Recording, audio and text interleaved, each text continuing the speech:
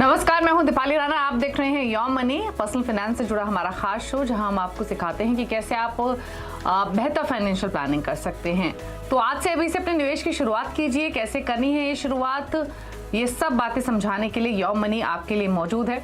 तो फटाफट से फोन उठाइए, हमें मैसेज भेजिए इस शो में शामिल होने के लिए, या फिर आप सोशल मीडिया प्लेटफॉर्म्स के थ्रू कनेक्ट कर सकते हैं, ईमेल के थ्रू कनेक्ट कर सकते हैं। 7045220000 हमारा व्हाट्सएप नंबर है। इसके अलावा yourmoney@nw18.com पर आप ईमेल कर सकते हैं। फेसबुक, ट्विटर पर आप CNBC आवाज के हैंडल पर जाएंगे तो ये शो लाइव भी वॉच कर सकते हैं। साथ ही #AskAwaz योर मनी लिखकर अपने सवाल भी हम तक पहुंचा सकते हैं। तो ये है तरीका इस शो में शामिल होने का। आज हमारे साथ आनंद राठी वेल्थ के डेप्यूटी CEO फिरोज अजीज मौजूद हैं। फिरोज जी नमस्कार, स्वागत है आपका। और क्वेरीज लेंगे उससे पहले हमेशा की तरह थोड़े एजुकेशन पर्पज से, थोड़ी सी इन्वेस्टमेंट अवेयरनेस के पर्पज से हम एक ना एक टॉपिक पिक करते हैं। और आज बात करेंगे नॉन कन्वर्टेबल डिवेंचर्स की, जिन्हें हम NCDs भी कहते हैं। एंड आई एम श्योर बहुत सारे ऐसे इन्वेस्टर्स जो इन्वेस्ट करते हैं, पर्सनल फाइनेंस को समझते हैं, वो भी शायद नहीं जानते होंगे कि NCDs होते क्या हैं, इनके मतलब क्या है, इनके मायने क्या है। तो सबसे पहले तो समझाइए प्लीज हमारे व्यूअर्स को कि जो नॉन कन्वर्टेबल डिबेंचर्स होते हैं इसका मतलब क्या है। दीपाली जी नमस्कार, गुड इवनिंग। जो NCDs होती हैं, जैसे आपने कहा, NCDs का जो एब्रीवेशन है, नॉन कन्वर्टेबल डिबेंचर का एब्रीवेशन है NCD। काफी सारे जानकारक निवेशक भी ये शायद मिस कर जाते होंगे। तो NCD एक बहुत सिमिलर होता है एक बॉन्ड की तरह, एक डिबेंचर की तरह, जो वो बॉन्ड इक्विटी में कन्वर्ट नहीं हो सकता। तो ये बेसिकली आप अपने पैसे किसी को उधार दें, किसी कंपनी को उधार दें, और वो आपको बदले में एक पेपर दे। अभी डीमैट क्रेडिट आती है तो डीमैट क्रेडिट NCD होती है। तो NCD नॉन कन्वर्टेबल डिबेंचर वैसा होता है कि आपने उधार दिया, समझो कि आपने 100 रुपए किसी को उधार दिए, तो उसने आपको NCD दी। उस NCD में ये लिखा होता है कि आपको ब्याज कितना मिलने वाला है, आपको असल कब वापस मिलेगा, और क्या सिक्योरिटी होती है। ये इसको कहते हैं NCD। कॉर्पोरेट FD जैसी होती है, बट ये थोड़ी ज्यादा सुरक्षित होती है FD के मुकाबले। तो नॉन कन्वर्टेबल डिबेंचर्स और नथिंग बट डिबेंचर्स और बॉन्ड्स, जहां पे ब्याज मिलता है आपको। जैसे म्यूचुअल फंड डेट किस्म के होते हैं, डेट म्यूचुअल फंड होते हैं, वैसे ही ये जो डायरेक्ट बॉन्ड, जैसे म्यूचुअल फंड में इक्विटी में आप म्यूचुअल फंड खरीद सकते हैं और उसमें फंड मैनेजर स्टॉक्स खरीदता है, या फिर आप खुद से स्टॉक खरीद सकते हैं। तो NCD is nothing but a bond which you can buy directly from a corporate. Okay, फिर एक चीज और बताइए फिरोज जी, दो तरीके के NCDs होते हैं, सिक्योर्ड और साथ ही अनसिक्योर्ड, तो दोनों में क्या डिफरेंस है? प्लस अगर कोई इन्वेस्ट करना चाहे NCDs में तो तरीका क्या है इन्वेस्ट करने का? और एक चीज और बता दीजिए इसके साथ साथ, टैक्सेशन की इम्प्लीकेशंस क्या होती हैं NCDs पर? शिवाली जी, आपके काफी सारे प्रश्न हैं, तो एक एक करके मैं आंसर करने की कोशिश करूंगा।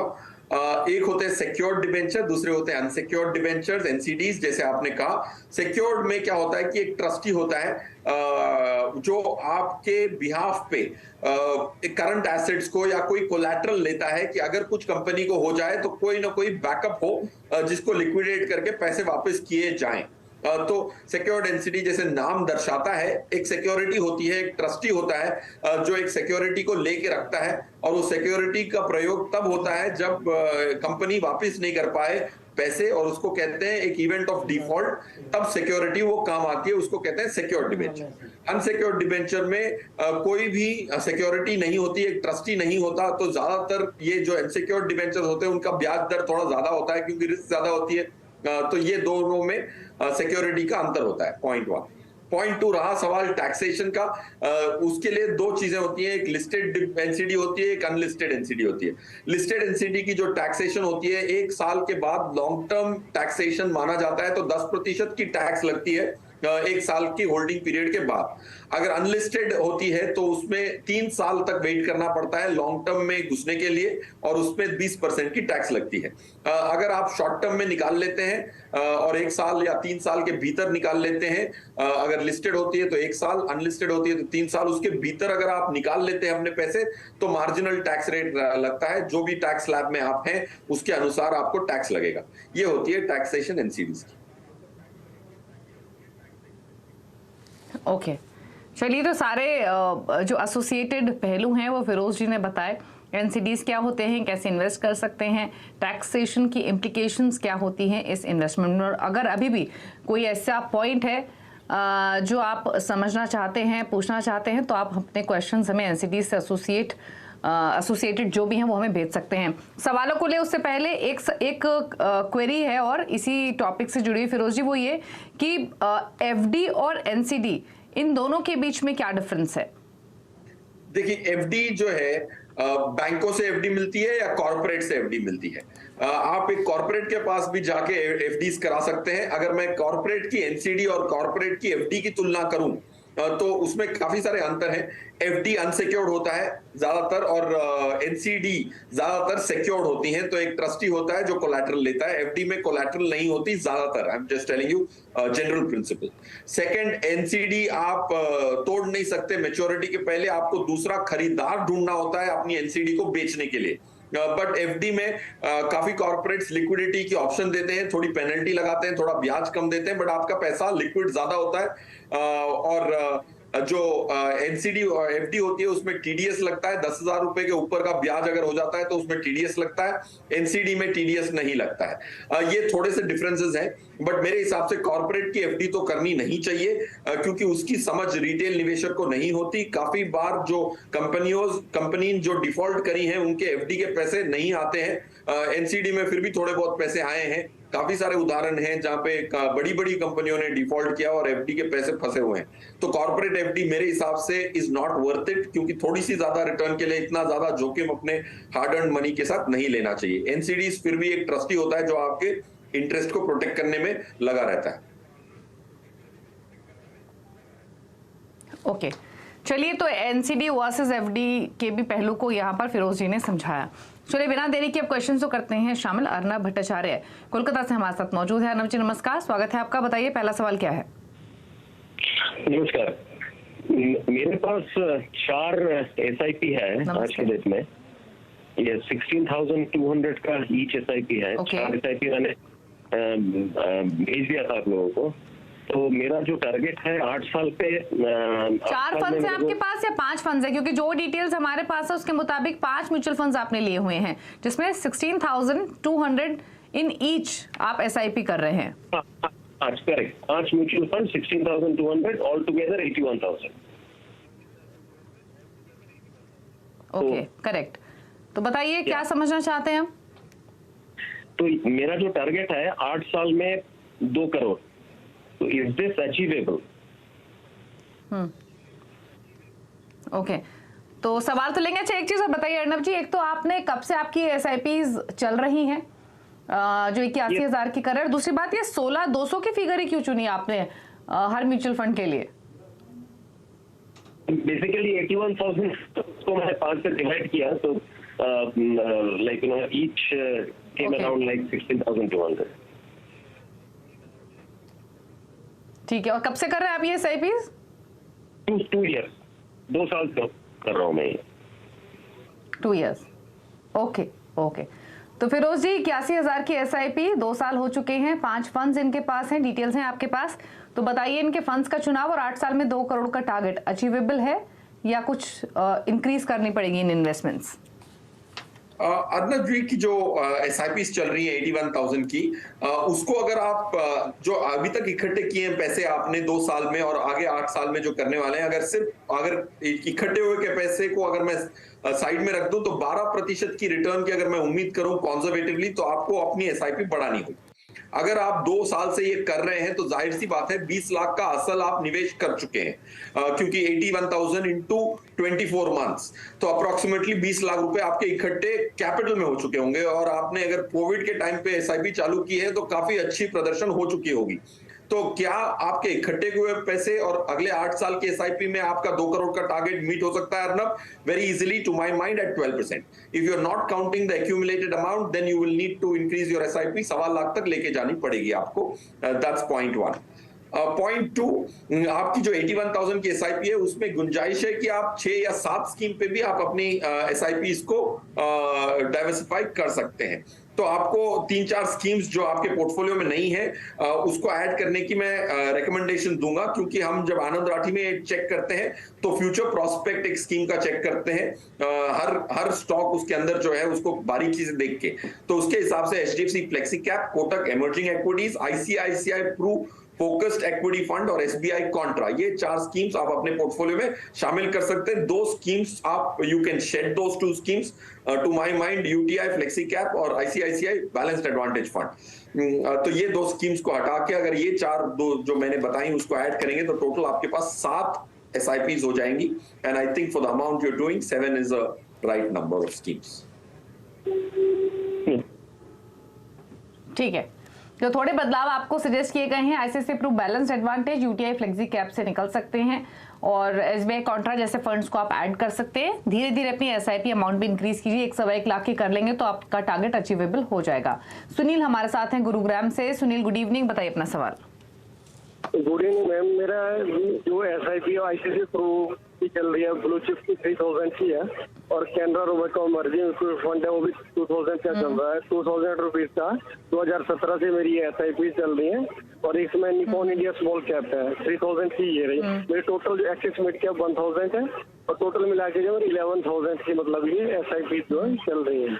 अभी लेटेस्ट जो मैंने करी है प्राग पारेख है फ्लेक्सी कैप में है 2000 की मेरी एसआईपी। तो मेरा जो मतलब 10 साल का जो गोल है मतलब 2 करोड़ का, तो उसके लिए मुझे क्या करना चाहिए और क्या मतलब मेरा सवाल है। ओके, ठीक है। तो फिलहाल करीब करीब इनकी 9000 के आसपास की एसआईपीज चल रही हैं। Axis mid cap, Canara Robeco emerging equities, Nippon India small cap और ICICI Pru blue chip. Target बड़ा है, टाइम 10 इयर्स का है, तो इन्वेस्टमेंट्स तो डेफिनेटली इनको काफी बढ़ानी पड़ेंगी। पर बताइए फिरोज जी, कैसे ये आगे बढ़े अपने इस पोर्टफोलियो के साथ? देखिए सुनील जी, मेरे हिसाब से आपकी जो टारगेट है 10 साल में 2 करोड़ रुपया बहुत हैवी टारगेट है, क्योंकि आपके पास सिर्फ 10 साल की वक्त है। 10 साल के वक्त में 2 करोड़ इकट्ठा करना, क्योंकि म्यूचुअल फंड एक बहुत बोरिंग इंस्ट्रूमेंट है, आपको 12 से 14% की रिटर्न दे सकता है। माना कि पास्ट में 20% की भी रिटर्न आई है, बट उसके आधार पे आप अपनी फ्यूचर प्लानिंग नहीं कर सकते, क्योंकि इक्विटी मार्केट से आप 12% की उम्मीद कर सकते हैं। 2-3% फंड मैनेजर ने एक्स्ट्रा भी दिया तो 14 से 15 आउटर लिमिट्स पे प्लानिंग कर सकते हैं। तो उसके हिसाब से आपको ऑलमोस्ट 80,000 रुपए की एसआईपी चाहिए होगी अगर आप 10 साल में यही टारगेट इकट्ठा करना चाहते हैं 2 करोड़ रुपए का। अगर आप पीरियड बढ़ा सकते हैं तो काफी शार्प ड्रॉप होगी एसआईपी की रिक्वायरमेंट में। आपका ये जो टारगेट है 9000 रुपीज में, तो आपका 2 करोड़ का टारगेट के लिए आपको ऑलमोस्ट 23 साल की एसआईपी करनी पड़ेगी, 13 साल से एक्सटेंड करना पड़ेगा। वो तो 13 साल की मोहलत शायद आपके पास एक्स्ट्रा नहीं होगी, तो आपको अपनी एसआईपी बढ़ानी होगी, मोहलत को थोड़ा बढ़ाना होगा, एक तालमेल बिठाना होगा ताकि आपका टारगेट मीट हो पाए। एंड आई थिंक ये हर दर्शक को ये समझना चाहिए कि जितनी जल्दी आप एसआईपी चालू कर लें उतना अच्छा है, क्योंकि आपके लेटर हाफ में आपके फाइनेंसेस पे प्रेशर कम पड़ेगा। जैसे यहाँ 10 साल में 2 करोड़ इकट्ठे करने हैं वो मुश्किल हो जाते हैं, क्योंकि 10 साल की मोहलत होती है। तो जल्दी शुरुआत कीजिए निवेश की, चाहे छोटे अमाउंट से कीजिए, जैसे जैसे आपका पॉकेट अलाउ करें उस इन्वेस्टमेंट को इंक्रीज कीजिए, क्योंकि जितना आप सेव कर लेंगे उतना आपको ही बेनिफिट होगा अपने फ्यूचर को बेहतर तरीके से फाइनेंशियली प्लान करने में। संजय किशन है हमारे साथ अब महाराष्ट्र से। संजय नमस्कार, बताइए क्या सवाल है आपका? हेलो हेलो, बताइए संजय, क्या क्वेश्चन है आपका? पूछिए प्लीज। हाँ मैम नमस्ते, मेरा पोर्टफोलियो आपको भेजा है मैंने, तो मुझे 30 साल की अवधि में, मैम मेरी उम्र 36 साल है और मुझे 30 साल का टारगेट है, 2 करोड़ होना मुझे 30 साल में। मौजूदा निवेश मेरा 5000 रुपये है मैम, तो इसके लिए आप क्या और मुझे कौन से एसआईपी शुरू करना पड़ेंगी? और ठीक है, तो 2 करोड़ का टारगेट है 30 साल में और फिलहाल 4500 की एसआईपी चल रही हैं। फंड्स आपने सुने फिरोज जी, इनके पास 3 है, Parag Parikh tax saver, Mirae asset mid cap, Canara Robeco small cap. तो बताइए क्या सजेशंस हैं इनके लिए? देखिए संजय जी के जो सवाल है कि उनको भी 2 करोड़ इकट्ठे करने हैं, काफी कोइंसिडेंस की बात है, इत्तेफाक की बात है। जो प्रीवियस दर्शक भी थे वो भी 2 करोड़ इकट्ठा करना चाहते थे, वो 10 साल में करना चाहते थे, तो 85,000 की एसआईपी की जरूरत होती। यहाँ 2 करोड़ के टारगेट के लिए संजय साहब ने अपने लिए 30 साल की मोहलत मुकर्रर की है, तो उसमें सिर्फ 6,000 की एसआईपी में काम हो जाएगा। तो कहाँ 85,000, कहाँ 6,000? तो ये again I am reiterating Deepali ji, because ये इत्तेफाक से दोनों का टारगेट सेम है बट टाइम फ्रेम अलग है। तो एक को 6000 की एसआईपी चाहिए होगी, दूसरे को 85 की चाहिए होगी। तो जल्दी स्टार्ट करने का एक मोटिवेशन होगा, इसीलिए I am repeating the same thing which I have already said. रहा सवाल संजय जी, आपको 1 या 2 एसआईपी और चालू करनी पड़ेगी। आप खुद ही 5000 कर रहे हैं, तो 1000 की गैप है, जो आई एम श्योर मुमकिन है कि थोड़ी सी स्ट्रेच कर ली तो हो जाएगा। Kotak emerging equities, HDFC flexi cap, Franklin India blue chip, ये 3 स्कीम्स अच्छी हैं। मेरा एसेट मिड कैप से आप एग्जिट कर सकते हैं, तो आपके पास 6000 होंगे, 6 स्कीम्स होंगे। जैसे जैसे आपकी आय बढ़े, इन्हीं 6 स्कीमों में अपनी टॉपअप एसआईपी करें और अपने लक्ष्यों से थोड़ा ज्यादा पूरा करें। 2 करोड़ शायद कम पड़े 30 साल में, उसकी इतनी अहमियत नहीं होगी जो आज है या 10 साल बाद होगी।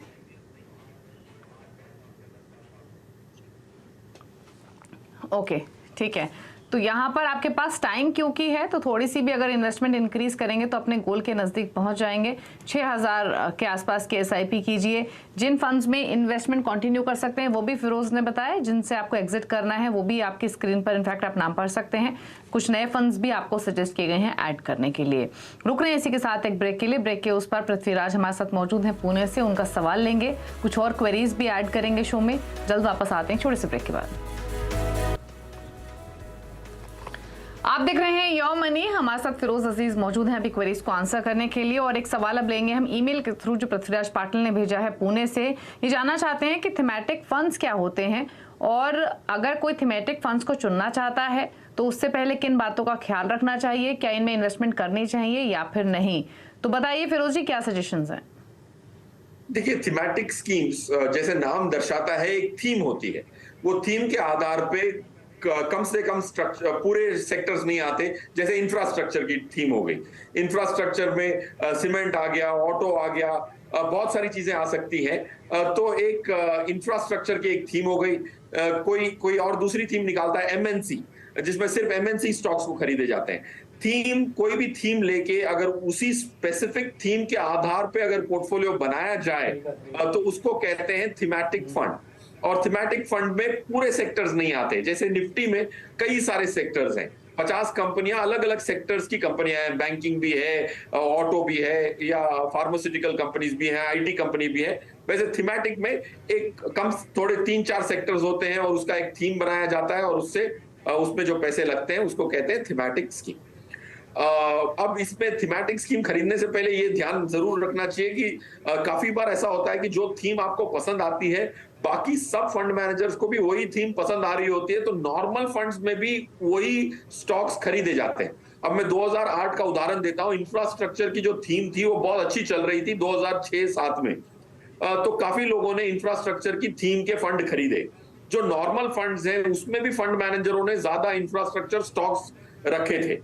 तो कुल मिला के लोगों के आधे से ज्यादा पैसे इंफ्रास्ट्रक्चर स्टॉक्स में चले गए। और 2008 की क्राइसिस में जब इंफ्रास्ट्रक्चर के स्टॉक टूटे तो लोगों के आधे पैसे इंफ्रास्ट्रक्चर में थे, क्योंकि उन्होंने भी खरीदा था और फंड मैनेजर ने, डाइवर्सिफाइड फंड के फंड मैनेजर ने भी वही इंफ्रास्ट्रक्चर स्टॉक खरीदे थे। तो हमेशा ये देख लें कि थीमेटिक स्कीम खरीदते वक्त ऐसी थीम ना खरीदें जो बहुत पॉपुलर हो, क्योंकि दूसरे फंड्स, जो नॉर्मल फंड्स है, उसमें भी वही थीम के काफी सारे स्टॉक की इंक्रीज होती है।